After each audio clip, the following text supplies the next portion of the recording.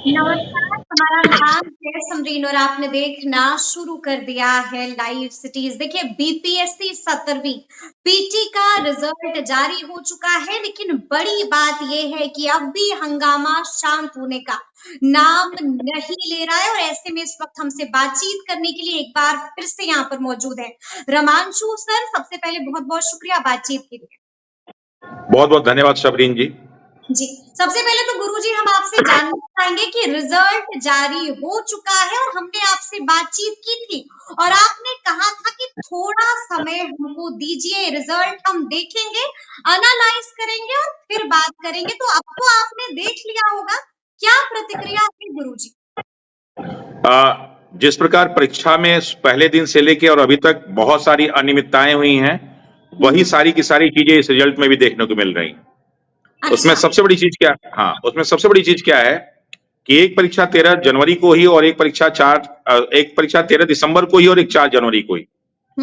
जो 13 वाला पेपर था उसमें एलिमेंट ऑफ सरप्राइज था। पेपर कैसा भी हो फर्क नहीं पड़ता है, लेकिन सबके लिए सेम था।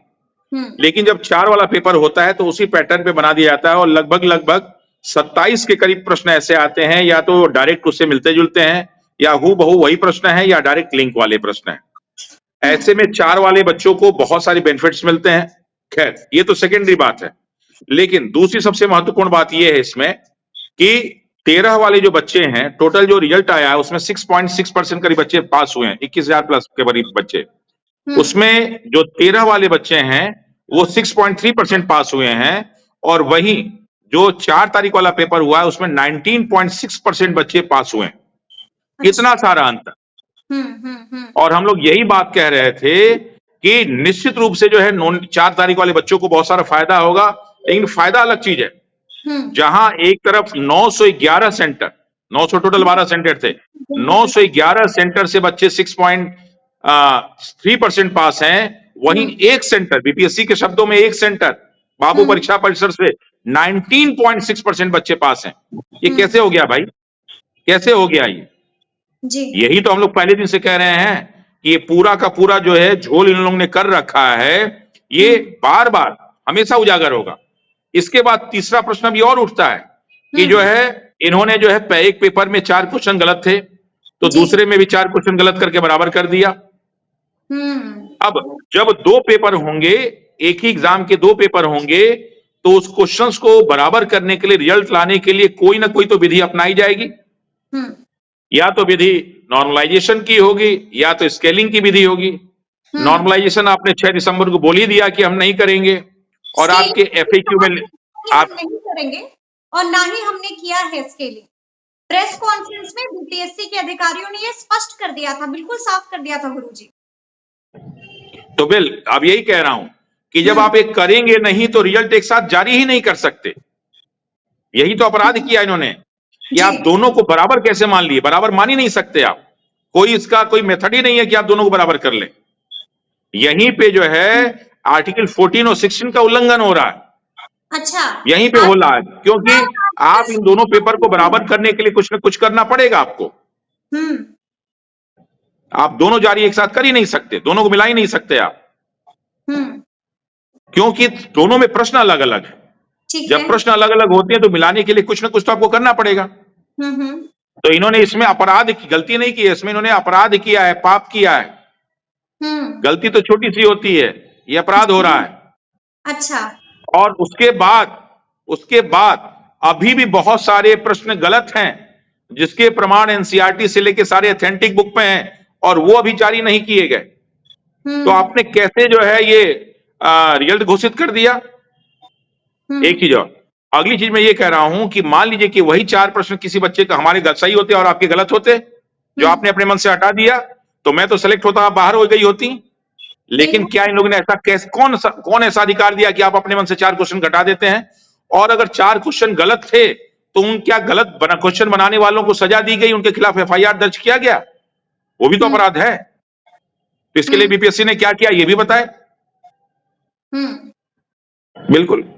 यानी कि आप कह रहे हैं गुरुजी के बड़े बड़े झोल हुए हैं, रिजल्ट से अब भी आप लोग संतुष्ट नहीं हैं? कोई संतुष्ट नहीं है। हम क्या, कोई संतुष्ट नहीं है। जो सेलेक्ट हो गया है, आप गर्दनी बाग आती होंगी, बच्चों को क्योंकि उनको मालूम है ये तो पीटी का रिजल्ट है। अभी तो मेंस में सारा पाप होगा, और बड़ा वाला पाप होगा जी। क्यों होगा बता दे रहे हैं। अभी कल ही एक बच्चा आया था, उसका नाम अभी मैं उजागर नहीं करूंगा, जब कोर्ट होगा तो उजागर कर दूंगा। उस बच्चे का जो है मार्क्स उससे एक बड़ी उम्र के साथ बराबर था। अभी फाइनल 69 की बात कर रहा हूं। और इस लड़के को इस आधार पे अलग कर दिया गया इंटरव्यू देने के बावजूद भी कि साहब इसकी उम्र कम है, तो जो उम्र वाला ज्यादा होता है नियम है, तो उसको वरीयता दी जाती है। ठीक है। और जब इस बच्चे ने अपना मेंस का कॉपी निकाला तो इसको डीआईडीएस में 0 नंबर दिया गया, जबकि उसके सारे क्वेश्चन सही थे। सारे क्वेश्चन सही थे, उसके बाद 0 नंबर दिया गया जी। और यही नहीं, अभी इसके पहले वाले बीपीएससी में क्या किया गया है कि 40 या 50 ऐसे बच्चे हैं जिनके नंबर मेंस में क्वालिफाइंग से ज्यादा हैं, फिर भी उनको इंटरव्यू के लिए नहीं बुलाया गया। तो इनका पाप तो अभी प्री के बाद शुरू होगा ना। हम लोग देखिए सबरीन जी, ये लड़ाई व्यक्तिगत लड़ाई नहीं है, बिल्कुल बिल्कुल, ये लड़ाई सारी की सारी प्रक्रिया की लड़ाई है। उन सारे अपराधों की लड़ाई है जिससे हमारा बिहार पीछे हो रहा है। कहने को लेकर लोगों को राजनीतिक वक्तव्य दिख रहा होगा, आप पेपर में पढ़ रही है ना कि एक डीईओ के घर में इतना पैसा मिला, बिल्कुल बिल्कुल बिल्कुल, एक दरोगा फंसा, और ये रोज आ रहा है। और तो और जो बीपीएससी के चेयरमैन साहब हैं उन पे 420 का केस है, 8 केस है, उनके साथ 3 और आईएएस अधिकारी वो भी केस में शामिल हैं, और उनके खिलाफ जो है सुप्रीम कोर्ट में केस भी है। उसके बावजूद इनको चेयरमैन किसने बनवाया? जो व्यक्ति खुद अपराधी हो जो है होने जा रहा है, उसको बीपीएससी का चेयरमैन बना, जबकि बहुत सारे ईमानदार लोग बिहार में अधिकारी हैं। बिल्कुल। तो ये पीछे खेल कौन कर रहा है? और बात होता है सरकार नियुक्त करिए, सरकार ऐसे लोगों को क्यों नियुक्त करेगी? सरकार में कुछ लोग हैं जो सरकार के नाम पे पाप कर रहे हैं, वही सब सारा काम कर रहे हैं।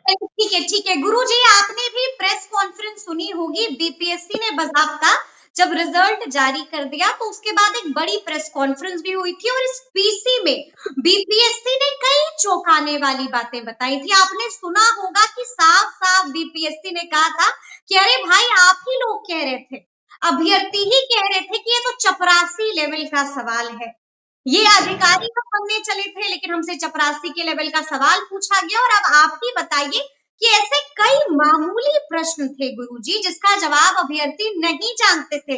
सिर्फ एक अभ्यर्थी ऐसा है जिसको 120 अंक मिले, और आपने भी सुना होगा कि बाकायदा उन्होंने ये भी कहा कि माइनस में 1400 से ज्यादा ऐसे अभ्यर्थी हैं जिनको माइनस में अंक आया है। जी हाँ बिल्कुल। तो आप सबरीन जी, मैं आपको बता दूं कि जब भी सिविल सर्विसेज के एग्जाम होते हैं तो उसमें कई प्रकार का स्टूडेंट होते हैं। एक स्टूडेंट जो सीरियस होता है, जिसको कई बार मेंस दिया होता है, सिलेक्टेड होता है, एक वो होता है, एक वो होता है नहीं, नॉन सीरियस नहीं, कई नॉन सीरियस नहीं, मैं आपको चेयरमैन ने भी कही थी गुरुजी, उसके बाद नहीं, लेट मी कंप्लीट सबरीन जी। यूपीएससी अगर आप दी होती तो इस चीज को समझती, मैं समझा दे रहा हूं आपको कि आपने यूपीएससी दिया है। नहीं बील्कुल नहीं दिया है, लेकिन अभी बीपीएससी तो अब नहीं, तो अब मैं बताने जा रहा हूं, लेट मी कंप्लीट। मैंने कहा कैटेगरी, पहली कैटेगरी वो होती है जो ऑलरेडी लड़के सिलेक्टेड हैं, एक वो बैठते हैं। दूसरे लड़के वो होते हैं जो टैलेंटेड हैं, जिनकी तैयारी पूरी कंप्लीट हो गई, वो बैठते हैं। तीसरे वो बच्चे बैठते हैं जिनकी आधी अधूरी तैयारी, क्योंकि यहाँ पे अटेम्प्ट काउंट नहीं होता, बैठ जाते हैं। चौथे बच्चे वो बैठते हैं जिनको स्कॉलरशिप चाहिए कि पीटी क्वालिफाई कर जाएंगे, स्कॉलरशिप। पांचवें वो होते हैं जो ग्रुप डी और ग्रुप सी की तैयारी करते हैं, वो भी बैठते हैं। और छठवें वो होते हैं जो गार्जियन को दिखाने के लिए भी बैठ जाते हैं। इतने प्रकार के बच्चे बैठते हैं। अब उन्होंने कहा माइनस में कुछ बच्चों को मालूम ही नहीं, बस चुपचाप जाके बैठ जाते हैं। और एक चीज और बता, माइनस में अंक आया उनको। हाँ, अब आगे बता देता हूं मैं आपको कि इन्होंने बहुत सारी बातें कही हैं कि ऐसा ऐसा ऐसा ऐसा, और कहा कि चपरासी का क्वेश्चन पेपर था। मैम, यहाँ पे अधिकारी बनाने की बात हो रही, चपरासी की नहीं। अब आपको इसको मैं थोड़ा सा कंपेयर कर देता हूं कि मान लीजिए कि कहीं पे चाइनीज फूड बनाने की जो है कंपटीशन होने वाला है, और वहां पे इंडियन फूड वाले को भेज दीजिए, तो क्या चाइनीज बना पाएगा? तो आप ये कहेंगे कि साहब ये इंडियन फूड नहीं बना पा रहा है तो चाइनीज कैसे बना पाएगा? जहां पे इंजीनियरिंग की तैयारी करने वाले बच्चे हैं वहां मेडिकल का क्वेश्चन डाल दीजिए और कहिए ये मेडिकल का ये आंसर नहीं दे पा रहे तो वो कैसे दे देंगे?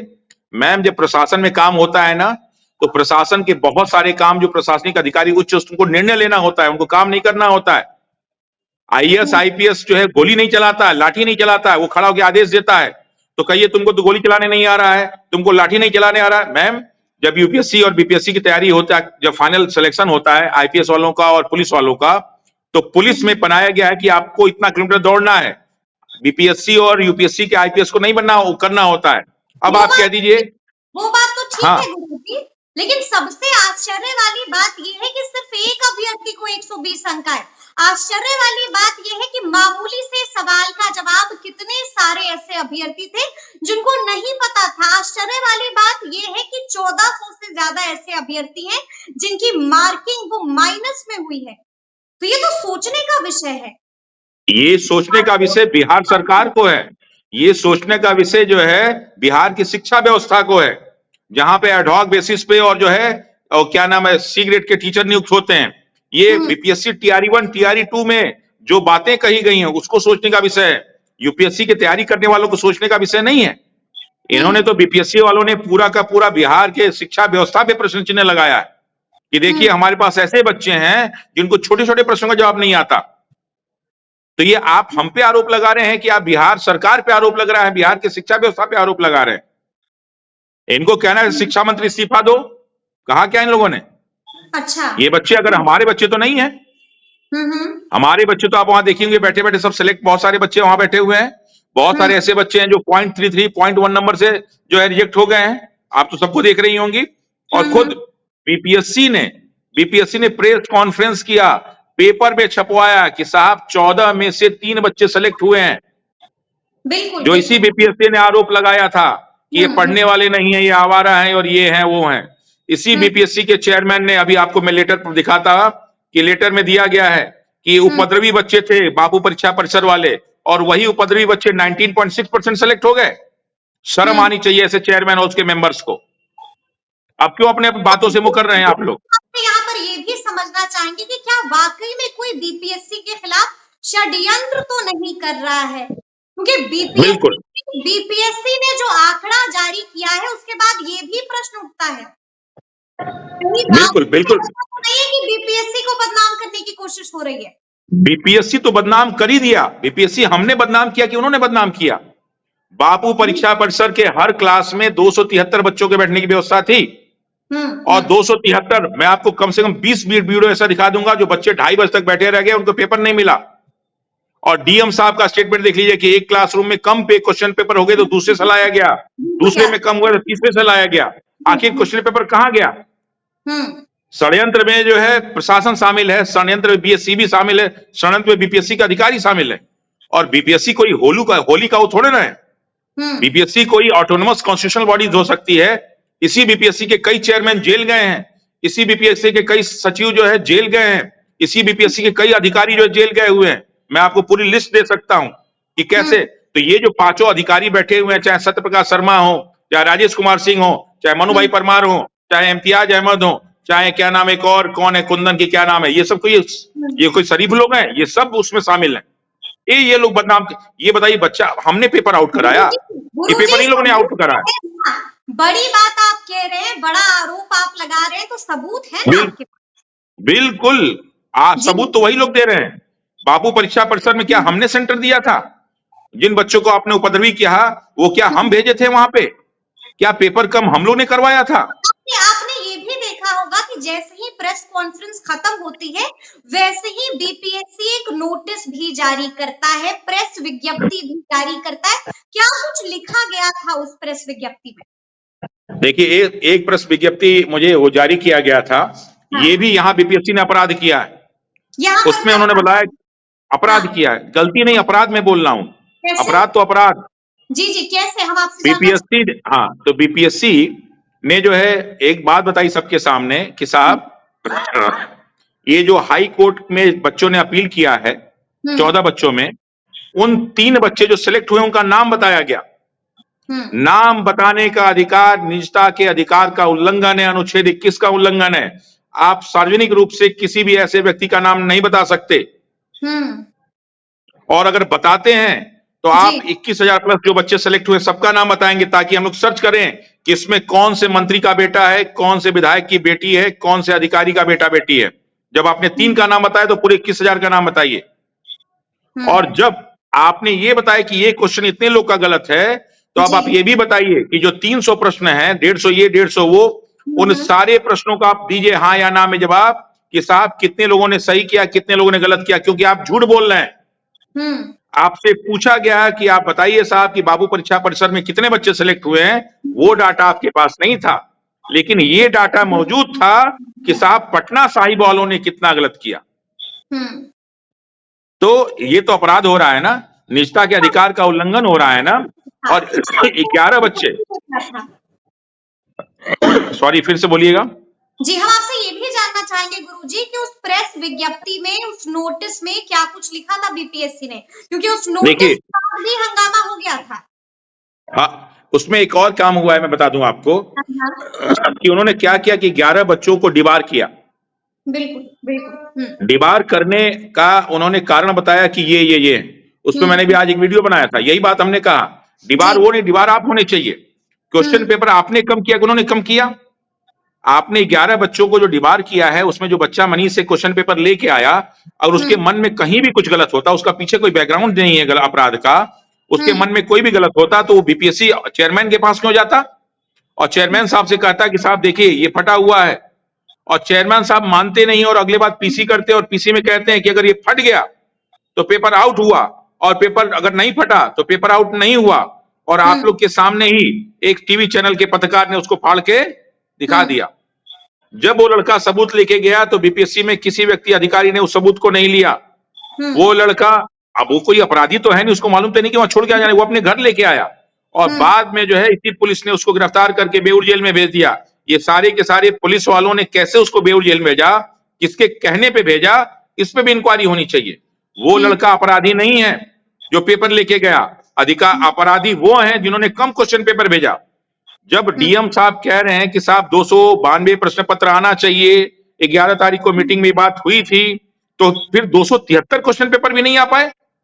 जबकि चेयरमैन साहब और कंट्रोलर बोलते हैं कि हम 10 प्रश्न पत्र एक्स्ट्रा भेजते हैं कि अगर कहीं कुछ कमी हो जाए, कहीं कोई प्रिंटिंग मिस्टेक हो, कहीं कुछ फटा हो, तो क्वेश्चन पेपर ये हम लोग दिए हुए हैं प्रश्न पत्र, देखें क्या होता है। और उसके बाद सबरीन जी एक और इंपॉर्टेंट इंफॉर्मेशन कि हाई कोर्ट ने एक बात कही थी कि साहब आप जो है ईमानदारी के लिए, ट्रांसपेरेंसी के लिए एक छोटा सा काम ये कर दीजिए कि ओएमआर सीट का कार्बन कॉपी दे दीजिए और उसमें बच्चों का फोटो लगा दीजिए। तो बीपीएस हाई कोर्ट में मैं आपको लेटर दिखाऊंगा, हाई कोर्ट में डिसीजन में बीपीएससी की तरफ से कोई पांडे वकील है, उन्होंने कहा है कि साहब हमने जो है सारा ये सब भेज चुके हैं हम लोग, अब नहीं कर सकते। तो ये अपराध बच्चों ने किया है, 11 बच्चों ने ये अपराध ये बीपीएससी के जो 5 बड़े अधिकारी हैं वो कर रहे हैं। कौन कर रहा है अपराध, आप बताइए। अगर हम नेचुरल जस्टिस की बात करें तो कौन कर रहा है? क्या मैं कोई अपराध, ये बताइए सबरीन जी, मैंने कोई भी ऐसा बात बोला जिसमें तथ्य मैंने नहीं दिए? क्या वो मार्केट में फैक्ट्स नहीं है? क्या कोर्ट के फैक्ट्स में कोई गलत बता रहा हूं? कोई भी ऐसा सब, क्या मैं नेताओं की तरह भाषण दे रहा हूं आपको? ठीक है, लेकिन मैं सारे फैक्ट दे रहा हूं। उठेगा ना, अब तो सवाल उठेगा कि अब आगे क्या होगा। ये बात तो आगे ये लोग जेल, अब ये आगे प्रेस कॉन्फ्रेंस होगा और सारे लोग जेल जाएंगे और बच्चों का ईमानदारी से जो है, बच्चों का ईमानदारी से पेपर होगा, एक स्टैंडर्ड पेपर बनाया जाएगा और री एग्जाम होगा। अगर हाई कोर्ट में नहीं होगा तो सुप्रीम कोर्ट में होगा, लेकिन होगा, और सुप्रीम कोर्ट पे नहीं होगा तो सड़कों पे होगा, लेकिन कहीं ना कहीं तो होगा ही होगा। कह रहे हैं कि री एग्जाम होगा, अभी भी आप कह रहे हैं कि री एग्जाम होगा। अरे होना ही करना पड़ेगा साहब, करना पड़ेगा। इस इलाज की समस्या का इलाज नहीं किया गया तो हमारा बिहार का भविष्य आने वाले 40 सालों में कहां चला जाएगा, मालूम है आपको? तो सत्याग्रह खत्म हो गया गुरुजी। कौन बोल दिया? अब तो बच्चों, कौन बोल दी? अब तो बच्चों की उम्मीद भी डगमगा गई है। कौन बोल दिया आपसे? आपका उम्मीद डगमगा जाएगा, बीपीएससी का उम्मीद डगमगा जाएगा, बच्चों का उम्मीद नहीं डगमगाने वाला। अच्छा। जिसके भविष्य की बात है उसका उम्मीद नहीं डगमगाने वाला। कल शाम को 5 बजे आते एनआईटी घाट, आपको मालूम हो जाता, कल आप सुबह हमारे यहाँ आती तो आपको मालूम हो जाता कि उम्मीद नहीं डगमगा रहा है। और ना तो आप ही अपने चैनल पे पोलिंग करा लीजिए तो आपको मालूम हो जाएगा कि उम्मीद और बढ़ चुका है। तो अब आगे क्या करेंगे अभ्यर्थी? अब आगे क्या? आप लोग तो कोर्ट में 4 फरवरी, पूरे फरवरी में सबरीन जी आपका समय जो है हाई कोर्ट में ही जाएगा। अच्छा जी। हाँ, और आप ही नहीं, आपके जैसे सैकड़ों लोग हाई कोर्ट में बैठे रहेंगे, रोज सुनेंगे कि आज बीपीएससी ने ये कहा, आज बीपीएससी ने वो कहा, आज इस आरोप का जवाब दिया, उस आरोप का जवाब दिया। आज इतने अधिकारी जेल गए, कल उतने अधिकारी जेल गए, और फिर माननीय उच्च न्यायालय ने कहा कि साहब री-एग्जाम होना चाहिए, उन सारे अधिकारियों को जेल भेजा जाना चाहिए। और यही आप लोग जो चलाएंगी चैनल पे आने वाले समय में। महा आंदोलन भी होगा इसको लेकर के। बिल्कुल, अभी 2 तारीख को मैं तैयार हूँ। 2 तारीख को मैं गांधी मैदान में बैठूंगा। जी, गढ़तनी बाग की गंगोत्री जिंदा रहेगी। और अच्छा। पटना में जो है हम लोग के 5 किलोमीटर की गंगा जी तैयार होंगी। बिल्कुल हम लोग तैयार हैं उसके लिए। तैयार है, पुलिस भी तैयार है, लेकिन गुरुजी मैम पुलिस से तो बचपन में हम लोग नहीं डरते थे, अब तो काफी बड़े हो गए हैं। जिस दिन सीएलसी में एडमिशन लिया था मैम, दिल्ली यूनिवर्सिटी के लॉ कैंपस में एडमिशन लिया था, पहले दिन हम लोग को यही सिखाया गया था कि तुम लोग जो है न्याय की देवी के यहाँ शिक्षा लेने आए हो, अब कभी अन्याय के खिलाफ डरना मत। और ये पुलिस वाले कैसे डंडा चला देंगे, आप भी देख रहे होंगे कि बहुत लोग सत्याग्रह कर रहे हैं, पुलिस वालों को डंडा रख दिया गया है। जी साहब पुलिस वालों का डंडा, अरे मैम एक और सुन लीजिए, अगर पुलिस का डंडा इतना ही एक्टिव होता तो 90 राउंड गोलियां चली हैं। कितने पुलिस के डंडे चले, कितने पुलिस वालों की बंदूकें चली, कभी प्रश्न पूछा उनसे? पूछना चाहिए था। तो ये क्या सोच रही कि बच्चे निरीह हैं? जी आप मुकामों की बात कर रहे हैं। अच्छा गुरुजी, अंतिम सवाल है मेरा आपसे। आपने रिट जो है वो दाखिल कर दी है कोर्ट में, और आपकी जो रिट है वो अर्पित आनंद ने ही दाखिल की है, वकील है, सीनियर एडवोकेट है, लेकिन हम जानना चाहेंगे कि उसका स्टेटस क्या है। मैम आज चूंकि सैटरडे संडे को माननीय उच्च न्यायालय बंद रहता है, छुट्टी रहती है उसमें, तो आज उसकी मेंशनिंग की तैयारी चल रही है। आज और कल में आपको इन्फॉर्मेशन मिल जाएगा कि उसकी मेंशनिंग कब होगी। तो जल्दी मैं आपके साथ हाई कोर्ट में उपलब्ध रहिएगा, और आपको ऐसा लग रहा है कि फैसला जो है वो अभ्यर्थियों के हक में ही होगा? लग नहीं रहा है मैम, विश्वास है। है 31 माननीय उच्च न्यायालय हमारे लिए मंदिर है, और मुझे विश्वास है कि जब भी हम भगवान और अल्लाह की प्रार्थना करते हैं तो वो कभी हम लोग को निराश नहीं करता। 31 तारीख भी करीब है गुरुजी। मैम 31 वाला केस भी अपने आप में जो है सो निर्णय आएगा ही आएगा, लेकिन हम लोग का केस थोड़ा सा डिफरेंट है, और भी बहुत सारे केस हैं डिफरेंट हैं। तो देखिए किसमें, लेकिन सब बीपीएससी के अगेंस्ट ही है। बीपीएससी के अधिकारियों को हम लोग फरवरी भर सोने नहीं देंगे। मैं खैर सोने तो हम लोग जो है 18 दिसंबर से नहीं दिए हैं, और जब तक ये फाइनल नहीं हो जाएगा तब तक उनको सोने नहीं देंगे हम लोग। रोज उनको प्रेस विज्ञप्ति के लिए रात भर तैयारी करनी पड़ेगी। यानी कि खुद भी नहीं सोएंगे और बीपीएससी के अधिकारियों को भी हम सोने नहीं देंगे। बिल्कुल, प्रधानमंत्री मोदी जी ने यही सिखाया है, न सोएंगे, न सोने देंगे, न खाएंगे, न खाने देंगे। बिल्कुल बिल्कुल। तो चलिए अब देखना होगा कि आगे आगे क्या कुछ होता है। देखना ये भी होगा कि री एग्जाम होगा या फिर नहीं होगा। 31 तारीख को क्या कुछ होगा ये भी आने वाला वक्त ही बताएगा। तो फिर ये पूरी बातचीत आपको कैसी लगी है, कमेंट करके हमें जरूर बताइएगा। तो ऐसे तमाम अपडेट्स के लिए बिल्कुल ऐसे ही हमारे साथ बने रहिएगा और देखते रहिएगा लाइव सिटीज। बहुत शुक्रिया।